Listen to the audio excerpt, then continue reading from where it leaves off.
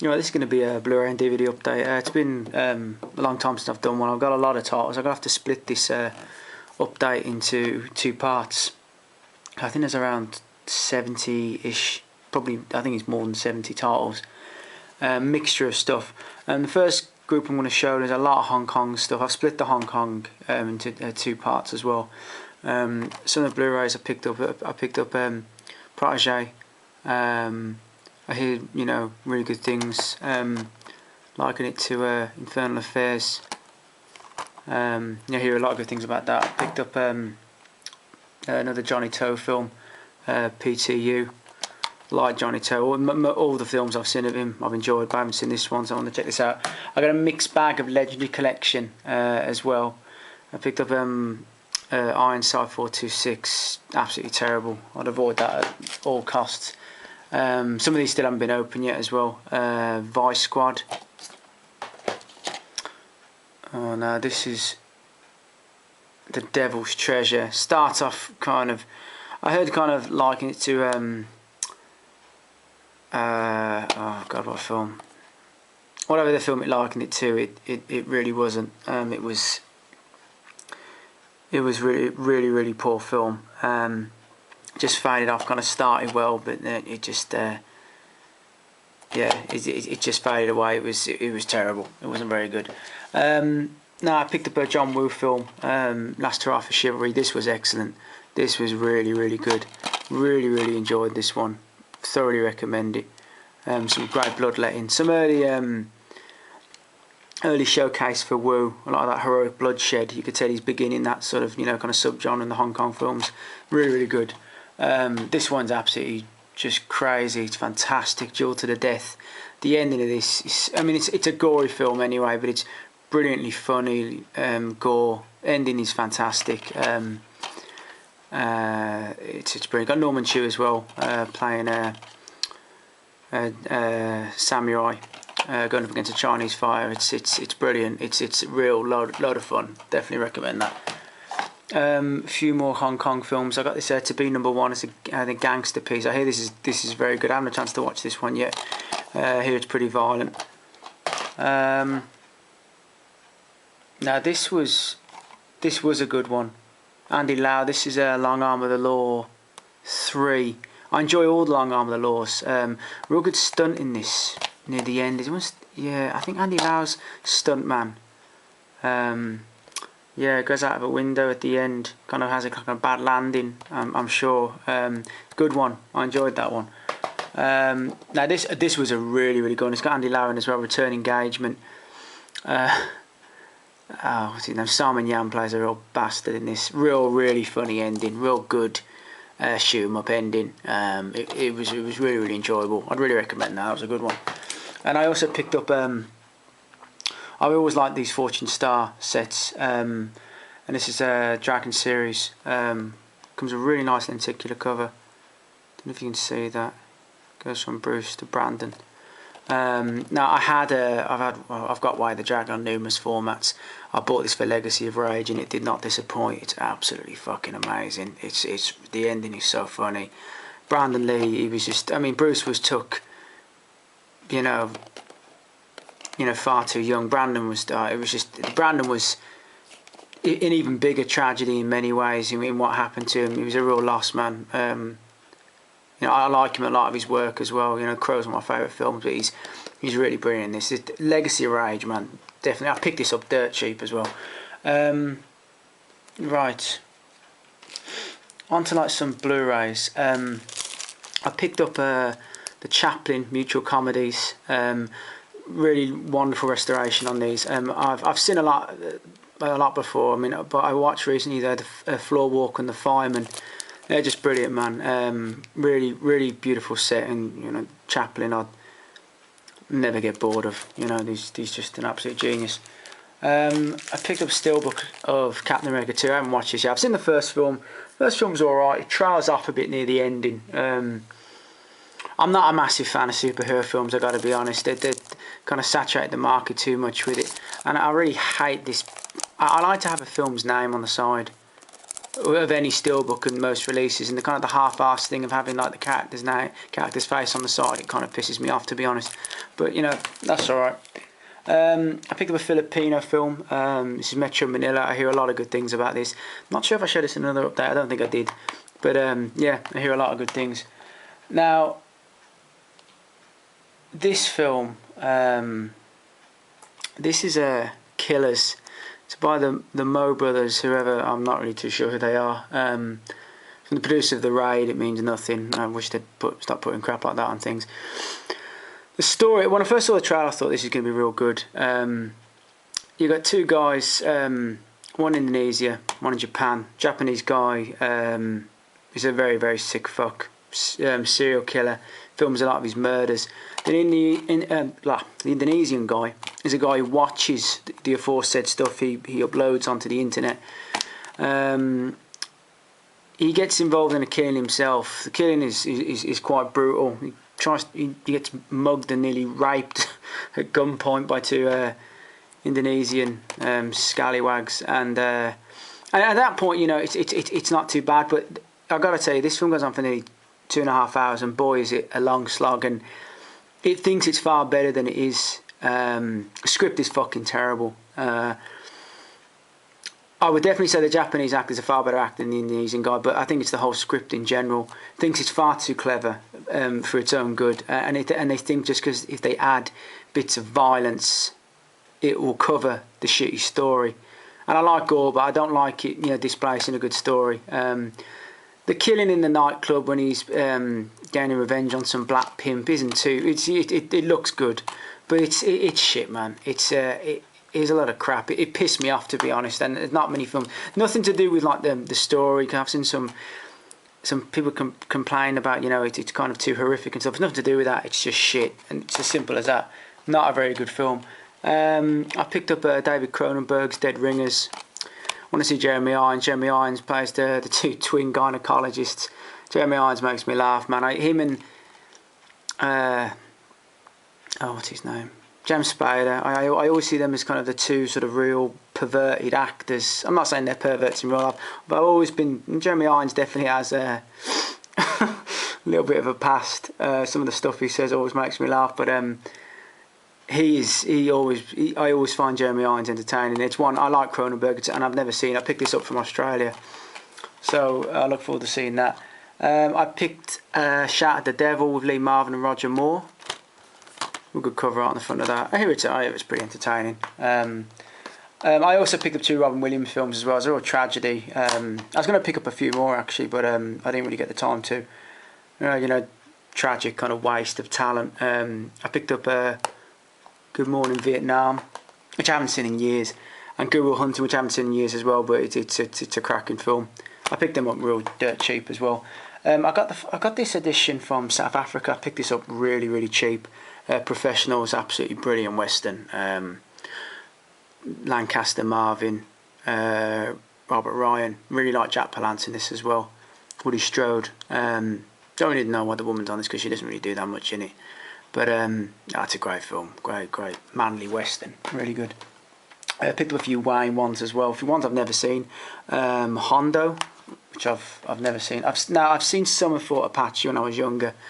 Directed by Marion C. Cooper and John Ford and Marion C. Cooper present. It's got Wayne Fonda, Shelley Temple. Yeah, this is a really, really good one. And I also picked up McClintock with Wayne and Maureen O'Hara. Teams up with her again. I hear this is a bit more more light-hearted than some of these pieces. Now, this is a German release of The Way West. Now, I thought this was a really, really good one. Kirk Douglas, Mitchum, Richard Widmark. They're all good in it. I really enjoyed Mitchum's portrayal as a mountain man in this. I thought he was really, really good. Young Sally Field as well in it. It's a really, really good film. The transfer on this is fucking stunning. It's really, really good. Some really good dummy action in this. The use of dummy. If you ever some of my updates, I love seeing dummy deaths. They always make me laugh. And there's an absolutely superb one at the end of this film. I won't spoil it, but it had me in absolute pieces laughing. But yeah, it was a really good film. I really enjoyed that. I enjoyed it far more than I actually thought I would. It was really good. I've got a few horror titles here. This horror title, I'm trying to pick this up for years for a good price, and I'm really happy to have it. It's the Norless tapes, from Dan Curtis's Night Stalker films, amongst many others. A lot like Kolchak in its story. I think this was originally going to be this a TV pilot, and it never materialised into a series, which is a terrible shame, because this is a really good film. It goes on for around 72 minutes. The vampire in this as well, God, I can imagine if you saw this as a kid, if you're an American, probably growing up Canadian, it was on the TV and you saw that, it'd probably just scare the shit out of you as a child. Really good. I enjoyed Roy Thines as David Norless in this. It's really good. I spent around about 20 quid on it, and I'm happy with that because it's an out of print title, and I wasn't disappointed with it. Now, what I was disappointed, I mean, this film, oh God, this is Frankenstein and the Monster from Hell, kind of one of the last of the kind of the Hammer films. It's such a waste of Cushing's talent in this. I mean, it's not too bad for around 40 minutes, and then it just goes to hell. The ending is such a just detestable piece of shit ending. I don't really been a bit gloomy about films here in this update, but this one, it really, I could have just broke the Blu-ray. It pissed me off so much. I was like, I'll watch an hour and a half of this bullshit. Just Cushing, man, really did used to waste his talent in some shite. He was a far better actor than some of the crap he was in. He's one of the best actors I think come from this country, and some of the films he was in just didn't showcase his ability. I picked up Tower of Evil. I wanted to pick this up for a while. This is from Scorpion. I like Scorpion. They're really some good titles. Now I picked up Screamers as well. I bought this for the reshoots mainly, because the original film was almost like sort of a family kind of adventure film. Then Corman got a hold of it and inserted kind of particularly violent scenes. The sort of the prologue bit at the beginning with the violence is absolutely superb. It's fantastic. It's really good. I've only watched the first 10-15 minutes of it to see that. I haven't watched the rest of the film yet, but I was really impressed with that. Talking of gore as well, this film is brilliant. House by the Cemetery, fantastic film. Love the villain in this. I always have. I think the visual portrayal of him is just brilliant. It's fantastic, and the gore is just it's just fucking splendid. It's brilliant. It's a great film. I really like that film. Another Fulci one, New York Ripper. Strange film. Again, the gore is fantastic. Probably some of the scenes, some of the stories is a little bit boring, but I enjoyed the whole quacking kind of thing with the blade wielding psychopath in it. The ending as well. Oh, that headshot looks fucking superb. The kind of the reveal at the end. I mean, it doesn't really kind of mean that much, but I thought all in all it was a pretty good film. I picked this up from Germany. This is one of my favourite horror films of the 70s, and I got loads of favourite horror films of the 70s. It's Black Christmas. Brilliant film by Bob Clark. Bob Clark died just utterly fucking tragically. Him and his son it's just such a waste what happened to him. This is a brilliant film. I remember coincidentally at Christmas time when I was about 12 or 11, I had this on. It's on Channel 4 over here. Really early hours on either Christmas Eve or Christmas Day, and I saw it as a young kid. Scared the absolute bejesus out of me. That cover art is fantastic as well. It's a great film. Definitely recommend that if you've never seen it. I also picked up as well from Germany. I picked up Carrie. Really like that cover art as well. Really like the film as well. It's a great film. Sissy Spacek delivers just a brilliant performance. I love it when she goes absolutely batshit crazy in that. And I also picked up two Code Red titles. I picked up Nightmare. This edition has English subs on the Italian documentary. It's a really good slasher film. Really recommend it. It's really good. Well worth seeing. Bit pricey, cost a bit, and with the other title, but I mean it's a lot harder to get now. Some of the code releases, particularly over here. Now this is the DVD, and this cost a fair bit as well. This is Butcher Baker Nightmare Maker, aka Night Warning. It's truly one of the best horror films in the 1980s, and I don't say that lightly. I really mean that. Susan Tyrrell's performance as the insane, we'll say aunt. We won't deliver too much in the story here if no one's seen it. It's just spectacular. She's brilliant in this movie. She's gone now. She died a few years ago. As Bo Svensson as well as the cop. Oh, he comes out with some funny lines in this, but it's a really, really good film. There's Susan Tyrrell there. She's brilliant. The ending as well is just it's just spectacularly good. If you've never seen this film, definitely check it out. It's a brilliant film. One of the best of the 80s, early 80s for sure. Particularly when it's going up against a lot of the kind of the crazy, the sort of the satirised kind of slasher market of the period. This film is really unique, and it's brilliant set piece at the beginning as well, involving the death of the kid's parents. It's a brilliant film. And I also picked up box set as well. This is the Clint Eastwood box set. I got this for a fairly decent price. Comes with what have we got here? Coogan's Bluff, which is okay. Tim Mills for Sister Sarah. Regard playing Misty for me, which is a brilliant film. Joe Kidd, High Plains Drifter. I sold my High Plains Drifter so I can get it in this. Breezy and the Eiger Sanction. Now, I bought it for the Eiger Sanction. I know there was a German release of it, but come in these. See. Now, the Eiger Sanction I bought it for, particularly, is just an absolutely brilliant film. Absolute props to Eastwood for some of the stunt work he does in that. And again, the most amazing dummy deaths near the end of the film, which is kind of what I bought it for. I'm a complete kind of dummy nut when it comes to dummy deaths in films. I've got two more in this update. It's the media book of Stone Cold with Brian Bosworth, Lance Hendrickson, William Forsythe.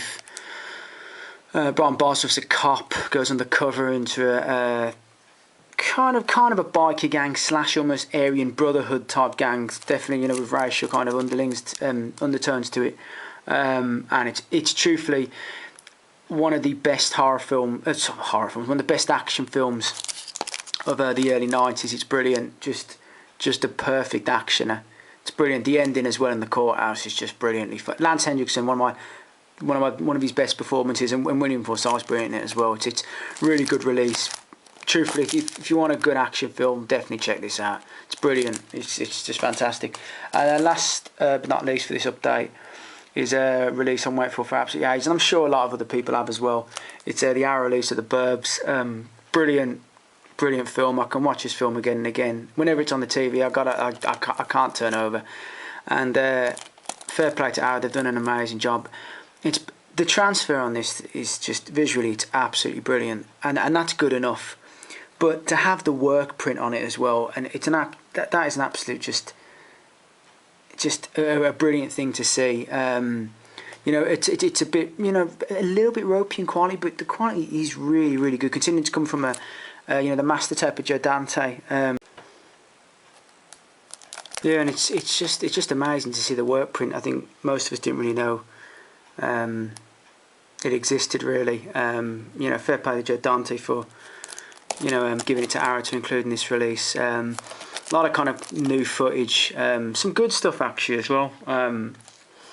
Ray and the barbecue, I enjoyed that, and there's little other pieces here between, but the Jerry Goldsmith score obviously hasn't been finalised yet, and not included in that work print at the time. And they include some Ennio Morricone music from Once Upon a Time in the West, particularly when Ray and Art approach the Klopex house for the first time, and the bees come out. But yeah, it's really enjoyable, and it's one of my. As soon as Arrow announced it, it's one of my just real kind of just on high on my want list, between that and With Null and I, which I can't wait for. But this, they've done a tremendous job. It's the release that a film like this deserves. And if you've never seen it, definitely check it out, because you won't be disappointed. It's a brilliant film. So yeah, that's the end of part 1 of the update, and part 2 will probably be up tomorrow or the day after tomorrow. So yeah, thanks for watching. I'm sorry if I've missed out on any comments on people's videos. I've just been I've been away and I've been busy, very busy. So yeah, thanks for watching, and I'll be back another video, part 2, in a few days. Cheers.